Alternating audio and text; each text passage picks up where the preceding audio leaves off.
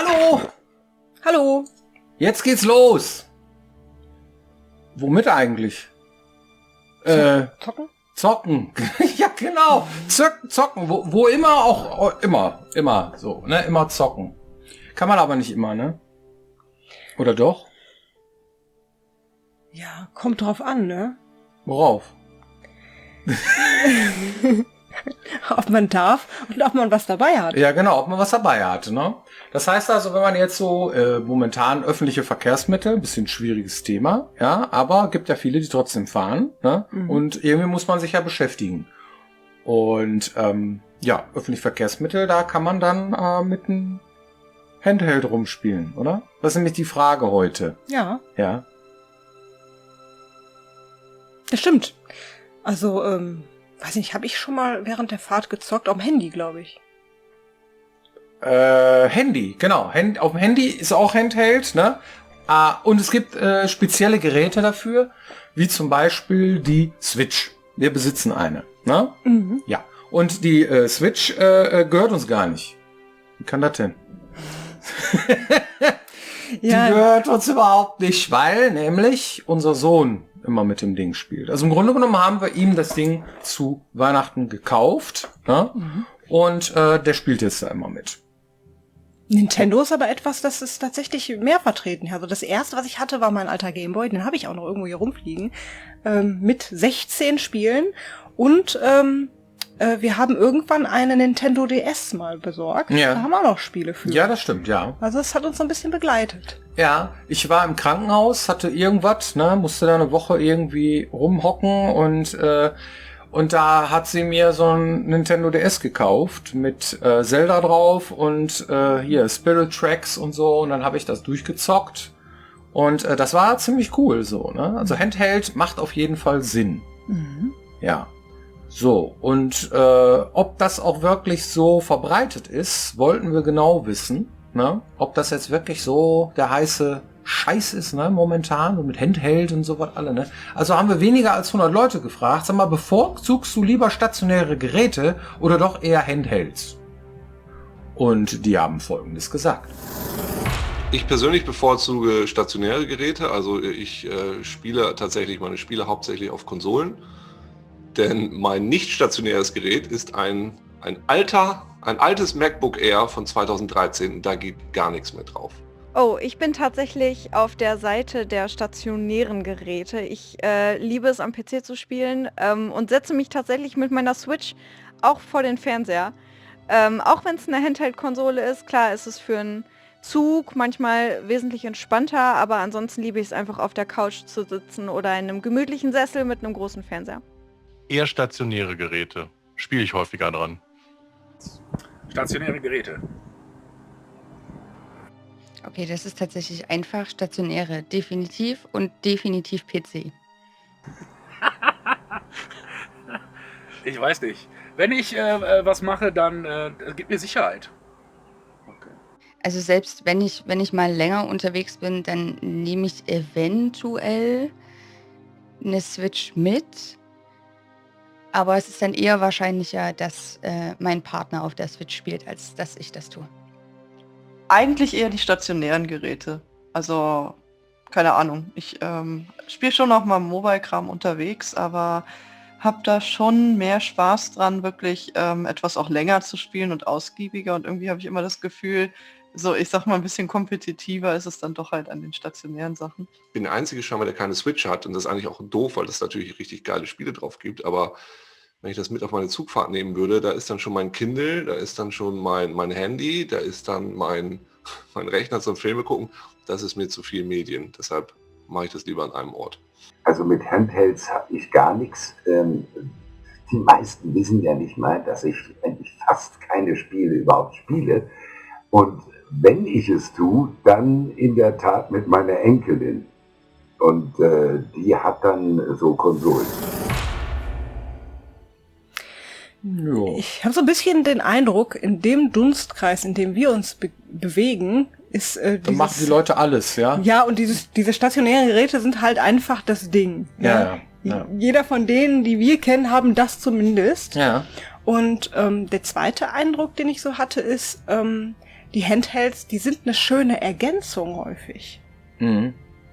Ich glaube, das ist nicht nur technisch so, wenn man einen PC zu Hause hat, hier PC Master Race und so, oder eine stationäre Konsole. Genau, wieder umgestiegen. Mhm. PC und Konsole, wollte ich sagen. Also die haben schon eine riesen Auswahl abgedeckt an den typischen Klassikern, die momentan am Spielemarkt kommen. Und ja, die wir gerade genannt haben, zum Beispiel Handy oder insbesondere die ganzen Nintendo-Konsolen, da kommen häufig auch Spiele drauf, die auf den anderen nicht kommen oder andersrum. Ja. Ne, das heißt, da ergänzt sich das tatsächlich. Haben wir häufig gehört, dass Leute zum Beispiel sagen, ja, ich spiele auf, was weiß ich, irgendeinem stationären Gerät und zusätzlich hole ich mir noch so eine Handheld-Konsole, damit ich alle Spiele quasi habe und die sich gegenseitig abdecken. Hm. Gibt's denn alle Spiele auch auf Handheld, auf Switch und Handy und so weiter? Bei weitem nicht. Warum nicht? Und das hat auch verschiedene Gründe. Ja. Aber ich würde sagen, einer der Hauptgründe ist, es ist einfach von der Machart nicht so einfach, auf die kleinen Geräte jedes Spiel ja drauf zu entwickeln, sag ich mal. Warum nicht? Ist auch nur ein Kasten. Ja. Der ist zwar kleiner, aber ist auch nur ein Kasten, oder? Ja, ich denke, in der Zukunft ist da bestimmt auch noch Luft nach oben, wie mit allem, ne? Ja, werden die wieder größer? Ja, das weiß ich nicht. Vielleicht wird ja auch die Technik kleiner. Ja. Also worauf ich hinaus will ist, je kleiner die Geräte, desto oft schwächer ist auch so die Leistung von den Dingern. Ja. Ne? Und das eine geht mit dem anderen einher. Man versucht ja die Dinger immer kleiner zu kriegen und so. Irgendwann wollen wir nur noch mit einer Augmented Brille und mit vielleicht nur noch den Chip im Kopf oder gar nicht mehr. Einfach nur mit Wellen, ja, irgendwie virtuelle Welten erleben. Aber solange das nicht so ist, ja, muss erstmal die Technik irgendwie uns liefern und so. Und die dicken Kästen, die wir unter unseren Schreibtischen stehen haben, unsere PCs, das sind die klobigsten. Danach kommen dann die Konsolen wie PlayStation und Xboxen und solche Dinge, ja.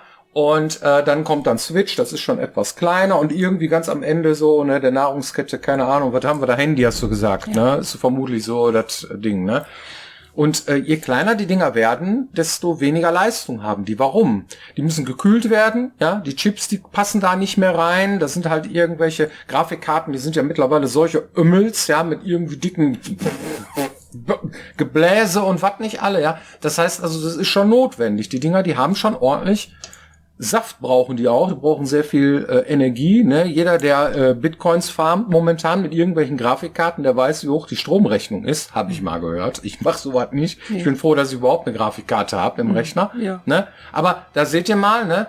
Es ist halt, Rechenpower ist das Ding der Wahl. Ist die härteste Währung an der Stelle. Und bei Handhelds ist es halt so, die sind klein.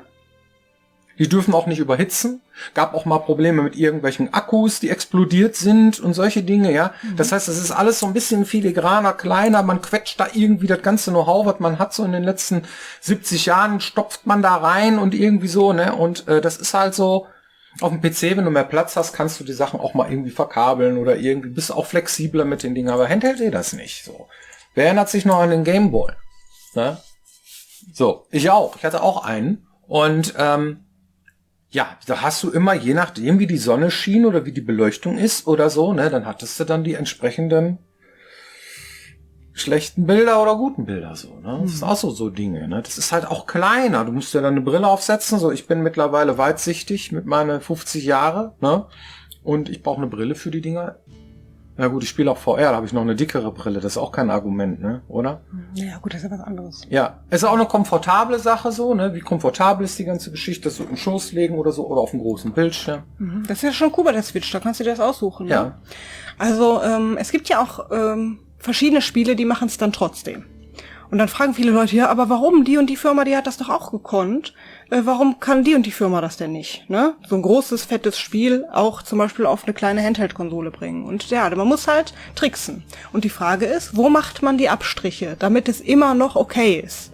Jetzt kann man sagen, okay, wir machen die Abstriche im sichtbaren grafischen Bereich. Ne? Zum Beispiel damals, das fand ich noch ganz lustig, als wir das erste Mal auf überhaupt einer Konsole erschienen sind. Das war auf der Xbox 360. Ja. Ne, die war natürlich auch weniger leistungsfähig als heutzutage die Konsolen. Und das war mit dem Titel Risen. Und da hatten wir das noch nicht selber drauf zu portieren. Und da haben wir eine weitere Firma gehabt, die uns dabei geholfen hat, das Spiel überhaupt auf die Konsole zu bringen. Und dann, die hatte auch ihre liebe Not, das alles irgendwie zu bewerkstelligen. Was Absolut. wir für High-End-Rechner irgendwie, wir waren ja jetzt damals nicht dafür bekannt, dass wir jetzt irgendwie auf dem Walten wie so ein Rechner irgendwie rennen wie Lumpi, sondern eher das Gegenteil, ja. Und die hatten halt von uns irgendwie ein Spiel gekriegt und dann mussten die zusehen, wie sie das da drauf kriegen, so, ne? Ich das fand, ist natürlich schon eine Sache. Damals war ich ja auch noch relativ neu in dem Metier und so, und das fand ich eine super schöne plastische Geschichte, um zu verstehen, wie optimiert man eigentlich. Die erste oder eine der Varianten zu optimieren war nämlich einfach, wir machen die Vegetation weg. Und dann war überall die Vegetation weg. Da standen zwar noch Bäume, aber zum Beispiel überhaupt kein Gras mehr, keine Pflanzen, nichts. Und das ist halt nicht so schön, ne? Das ist natürlich, da sieht das Spiel vollkommen anders aus. Und das ist dann so, das ist eine einfache Lösung, jetzt erstmal zu optimieren. Und wenn man dann sagt, ja, das kann man aber zum Beispiel nicht bringen, wir möchten gerne mehr davon, dann muss man anfangen zu selektieren. Zum Beispiel, gut, wir machen dann überall nur noch dieselbe Pflanze. Dann wird sie nur einmal gerechnet oder was weiß ich. Es gibt super viele Möglichkeiten, oder zu sagen, wir machen viel mehr Punkte, wo das Spiel laden muss. Ne, so zum Beispiel, wir kommen in ein Gebäude rein und dann lädt er erstmal. Und dann musst du nicht alles gleichzeitig im Speicher haben und solche Sachen. Unwahrscheinlich viele Möglichkeiten zu optimieren und auch Spiele, die unterschiedliche Varianten mitbringen, wie man optimieren kann. Und bei einigen, die sehr viele unterschiedliche Assets und Sachen einfach mitbringen, viele verschiedene Figuren, verschiedene Monster, verschiedene Vegetation, verschiedene Böden, verschiedene Texturen. Also wenn sehr viel in den Speicher muss, dann hast du irgendwann keine Möglichkeiten mehr, das zu optimieren, ohne dass es der Spieler sieht. Und da muss man sich dann überlegen, okay, möchten wir jetzt, dass das Spiel auf einer Konsole rauskommt, auf der es offensichtlich wesentlich schlechter aussieht oder viel schlechter läuft als auf einer anderen, oder lässt man es dann einfach bleiben. Und darum kommen sehr viele Spiele einfach nicht raus auf verschiedenen Konsolen. Ne? Ist das dann so, dass es eher ein Kinderspielzeug ist? Weil früher sagen wir, haben wir dies gehabt oder jenes gehabt oder so. Ja, und Switch hat jetzt auch unser Sohn zum Beispiel, ne, spielt jetzt hier, ne, Battle for Bikini Bottom von SpongeBob da drauf oder sowas, ja. Ist das eher tendenziell dann Kinderspiele, die dann da gespielt werden? Würde ich nicht sagen. Es sei denn, man würde jetzt zum Beispiel tendenziell mehr comichafte Spiele automatisch als Kinderspiele deklarieren. Aber das, wenn man sich jetzt mal Borderlands anguckt zum Beispiel, die sind sehr stilisiert und comichaft. Das ist aber kein Kinderspiel. Also nein, sie benutzen nur andere Stil- und Technikmöglichkeiten. Und wenn ich jetzt zum Beispiel so einen hochrealistischen Shooter spielen möchte, dann ist die Wahrscheinlichkeit, dass der auf der Handheld-Konsole rauskommt, halt sehr gering. Wir haben das bisher noch nicht gemacht, außer auf Konsolen umzusetzen. Auch aus den Gründen, die wir eben genannt haben. Ne? Und weil wir halt sehr viel Aufwand betreiben müssten, um das da hinzukriegen und so. Und das hat sich für uns bisher noch nicht irgendwie ergeben. So, ne? Ob das in Zukunft so ist, wissen wir nicht. Ne? Müssen wir dann gucken. Bisher war es nicht so. Ja, welche Games spielen wir denn noch? Und wir haben viel über unseren Sohn gesprochen, was der zockt so, ja, aber der spielt auch Zelda und solche Dinge, aber die sind alle sehr ähnlich, als kindgerecht, mehr oder weniger so, ne, aber spielen wir auch Sachen irgendwie auf Handheld. Also ich spiele gerne Gunspell, das ist so ein Match-3-Ding, ne, Free-to-Play, warum grinst du? Weil ich mich erwischt fühle, jetzt erzähle ich gleich. Ja, okay. Und dann habe ich mal Homescape gespielt. Das ist ein Free-to-Play-Spiel, bis ich an eine gewisse Grenze kam, wo die immer mehr bezahlen sollte und so. Da habe ich gesagt, nö, da will ich nicht mehr. Das ist aber auch eher kindgerecht gehalten. Und diese dicken Klopper, wie, keine Ahnung, wo Gedärme durch die Gegend fliegt und man irgendwie ein bisschen erwachsener und Horrorzeugs und so, das spielt man eigentlich tendenziell eher auf dem PC oder auf der Konsole, ne? Oder? Also wir machen das so. Ne? Ja, stimmt. Das ist halt so eine Gelegenheitsgeschichte. Ich habe jetzt eine kleine Pause und dann spiele ich ein bisschen am Handy, ist diese eine Sache. Ja. Und du bist ja noch viel schlimmer als ich. Homescape. Okay. Jetzt macht Spaß. Ja, ich bin da gerade wieder so im Dekoriermodus. Oh nein. Und deswegen habe ich ein Spiel gefunden, da kann man halt Innenräume dekorieren. Und deswegen dekoriere ich ihn inzwischen. Homescape ist auch nichts anderes. Ich weiß, Ja. deswegen wusste ich jetzt so gucken, weil ich dachte, oh Gott, aber das Spiel, was ich spiele, das ist ein bisschen gnädiger, was das mit dem Geld angeht, Ja. weil das zieht dir nicht die Kohle aus den Taschen. Mhm. Ne? Ich weiß jetzt gar nicht, wie es heißt. Da kann man auf jeden Fall so Räume dekorieren und das macht mir momentan Spaß. Dann kannst du dich bewerten lassen, ob dein Raum schöner ist als der von einem anderen. Ja, muss jeder für sich selber wissen, ne? Ob er da Bock drauf hat auf sowas oder nicht. Also ich meine, Genau. ich sage immer, Kinobesuch sind auch 14 € pro Person. Aber du sagst gerade Grusel. Ich grusel mich ja manchmal gerne und im Ja. Handy sind Dinge halt manchmal nicht ganz so gruselig. Da suche ich mir gerne so Mystery-Sachen manchmal raus. Zum Beispiel sowas wie The Room oder so, wo du ein bisschen rätseln kannst. Gibt's auch auf dem Handy und das finde ich dann wieder interessant. Mhm. Manchmal lohnt es sich auch für so ein Spiel dann irgendwie 1-2 € auszugeben. Dann hast du wenigstens das Spiel und kannst es vernünftig spielen, teilweise auch ohne Werbung. Machen viele nicht, weil sie dann denken, irgendwie, ja, ich muss ja nicht, da gibt's ja genug umsonst. Aber manchmal ist auch nicht verkehrt, wenn man dann doch so ein Ja gut, für Gunspell habe ich auch eine Menge Geld bezahlt am Ende des Tages. Das Ja. ging aber eher über so Sachen hier, nicht Pay to Win oder so, sondern eher so Donation-mäßig irgendwie. Ne? Das ging ganz gut. Das hat mir auch gut gefallen. ja. Ja gut, ja, ist das irgendwo, entwickelt sich das dahin? Ist das die Zukunft? Gibt es irgendwann nur noch die kleinen Geräte und die großen sterben aus? Wird ja oft gemunkelt, ne? PC stirbt ja schon irgendwie wie der deutsche Wald seit 16 Jahren, ne, oder? Jemand fällt einfach tot um, oder wie ist das? Vielleicht irgendwann in 300 Jahren. In 300. Ich Aber- glaube, nee. Ganz Ich glaube, es gibt ehrlich. immer noch genug Leute, vor allem mit dem Internetgedöns und so, ne, weil man auch sehr flexibel sein muss bei diesen ganzen Tools wie OBS und so und diese Streamer-Szene und ne, das ist schon irgendwie, ich glaube, das bleibt. Ich finde, die Entwicklung der Handys ist ein ganz schönes Beispiel irgendwie. Ich weiß noch, am Anfang hattest du dieses Handy, ne? Oh, hallo. Ne? Kobi, habe ich Ja, noch, ich ne? bin hier im Bus. Ne? Aber Da wurdest du noch ausgelacht, der muss immer erreichbar sein. Wahrscheinlich ruft seine Mutter an gerade, oder was, ne? danach war es total trendy, dass die Dinge immer kleiner wurden. So kleiner. Dann hattest du irgendwie so ein kleines Nokia, ne? Ich hatte dieses kleine Nokia irgendwie und da dachte ich, boah, ich habe das kleinste Handy der Welt, voll süß, ne? Und dann gab es irgendwelche Leute, die mit ihrem Daumen total schnell schreiben konnten. Und danach war es nicht mehr irgendwie je kleiner, desto cooler, sondern je mehr das Ding kann wieder. So wie beim PC auch. Und dann auf einmal musste es aber gute Fotos machen, nicht diesen Schrott. Oder du musst es auf dem Bildschirm vernünftig erkennen Da habe ich können einige und Leute so. auch mit so ein paar Bügelbrettern, die leuchteten, irgendwie durch die Gegend laufen sehen. Genau, Was und hat dann der denn seitdem da? So ein werden die Dinger Handy, wieder so größer. ein Teil da so, passte gar nicht in die Hosentasche, der musste das immer tragen, so. Ich garantiere dir, der hat's verloren. Aber was das Ding alles kann, ne? Ja, das kann sogar Kaffee kochen. Na gut, okay.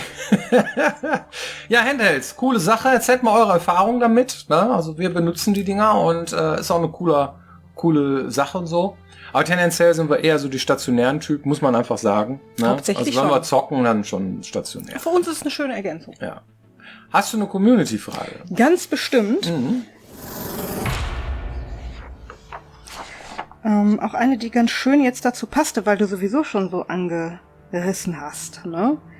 Und zwar, da fragt einer Folgendes. Ich lese mal vor. Ich würde gerne Spiele machen. Habe aber Angst davor, Suchtmittel für andere zu produzieren. Ich hätte da gerne mal eure professionelle Meinung zu. Dankeschön. Dankeschön, ja. Das war's schon. Suchtmittel? Suchtmittel, Okay. genau. Ich hatte jetzt irgendwie letzte Tage irgendwie in der Zeitschrift gelesen, dass jetzt mehr getan werden soll, um zum Beispiel unsere Kinder und auch Jugendliche zu schützen vor solchen Bezahlfallen zum Beispiel. Und dann gab es ja solche Phänomene wie zum Beispiel eine Zeit lang diese World of Warcraft-Geschichten, wo Leute Endlosspiele spielen und dann vielleicht auch suchtgefährdet sind. Ja, wie bei allem im Leben, einer meiner Lieblingssprüche, den hast du übrigens gesagt, war damals, alles, was extrem ist, ist scheiße. Das gilt für alles im Leben. Das ist mein Lebensmotto, ja. Es ist wirklich wahr, Ja. ne? Trinke ich zu viel, rauche ich zu viel, oder zu wenig, ja, also wenn ich, also jetzt nicht zu wenig rauche, das ist ja Quatsch, sondern ein falscher Satz, sondern wenn ich zu wenig trinke oder esse oder wenn ich zu wenig irgendwelche Sachen, die wichtig sind für mein Leben und in diesem Fall ist es zu viel, ne, besteht mein Leben nur aus einer Sache, dann ist es, entsteht ein Ungleichgewicht. Und ich habe nie das Gefühl gehabt als Computerspieleentwickler, dass ich durch meine Arbeit jetzt erstmal etwas Schlechtes tue, sondern eigentlich mache ich erstmal etwas, was entertaining ist und Leute bereichern kann. Ja, jetzt kommt natürlich dazu, das muss man an der Stelle sagen, dass wir noch nie Spiele gemacht haben, die endlos sind. Und wir haben auch nie Spiele gemacht, wo du diese Zwischenbezahlsachen hast. Ja, deswegen kennen sich da Leute, die solche Art Spiele machen, bestimmt auch noch ein bisschen besser in dem Metier aus. Deswegen mussten wir da so keine Gedanken machen, weil wir gesagt haben, nö, machen wir nicht. Aber erstens kannst du das ja auch ein Stück weit selber aussuchen. Und selbst wenn du an Spielen mitarbeitest, die etwas anders gelagert sind, kann man bestimmt Sicherheitsmechanismen mit vorantreiben, die auch Menschen aufmerksam machen oder schützen und sich an solchen Diskussionen beteiligen. Denn das Wichtige ist ja nicht, dass es Dinge nicht gibt, sondern das Wichtige ist, dass sie aufgeklärt werden, dass man Zugang dazu bekommt und dass sich Menschen der Diskussion nicht sperren. So würde ich das sagen. Ja, wir sind nicht endlos, aber wir haben ein Endgame, wo man alles nochmal aufarbeiten kann und abarbeiten kann, was man bis dahin nicht geschafft hat, wenn man die Hauptstory durch hat. Sowas machen wir dann schon. Das schon, ja. Das heißt, wenn man Bock hat, kann man auch ewig und 3 Tage spielen, aber es ist halt schon eine andere Nummer. Irgendwann hast du alles gesehen und dann, das stimmt. Ja, du kannst auch ein Buch zweimal lesen, ne? Das kann schön sein. Ne? Im Spiel lohnt es sich vielleicht sogar noch mehr, wenn man auch noch andere Entscheidungen spielen kann, aber es hat trotzdem noch mal ein anderes Spielgefühl, wenn ich weiß, die Geschichte ist irgendwann erzählt. Ja? Okay, dann vielen Dank für eure Aufmerksamkeit und wenn ihr mehr von Ingrids Woche und Klaus sehen wollt, nächste Woche geht's weiter hier in diesem Kanal Piranhabecken TV. Genau. Macht's gut. Tschö.